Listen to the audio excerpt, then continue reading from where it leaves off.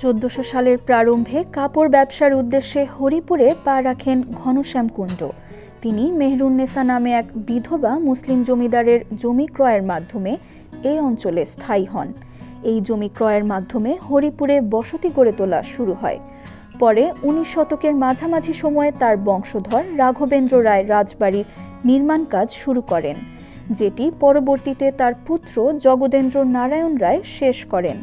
পরে 19 শতকের মাঝামাঝি সময়ে তার বংশধর রাঘবেন্দ্র রায় রাজবাড়ির নির্মাণ কাজ শুরু করেন, যেটি পরবর্তীতে তার পুত্র যোগেন্দ্র নারায়ণ রায় শেষ করেন।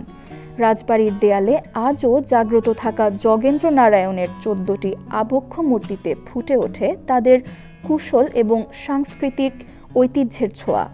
এছাড়া রাজবাড়ির পাশে অবস্থিত শিব মন্দির ও নাট মন্দিরের উপস্থিতি এ জায়গার ধর্মীয় ও সাংস্কৃতিক বৈচিত্র্যকে আরও সমৃদ্ধ করেছে। হরিপুর রাজবাড়ি কেবল একটি প্রাসাদের নাম নয়, এটি ইতিহাসের পাতা থেকে আমাদের সামনে টানা এক জীবন্ত স্মৃতি, যা স্মরণ করিয়ে দেয় বাংলার শিল্প, সংস্কৃতি ও সমাজের এক অবিচ্ছেদ্য অধ্যায়।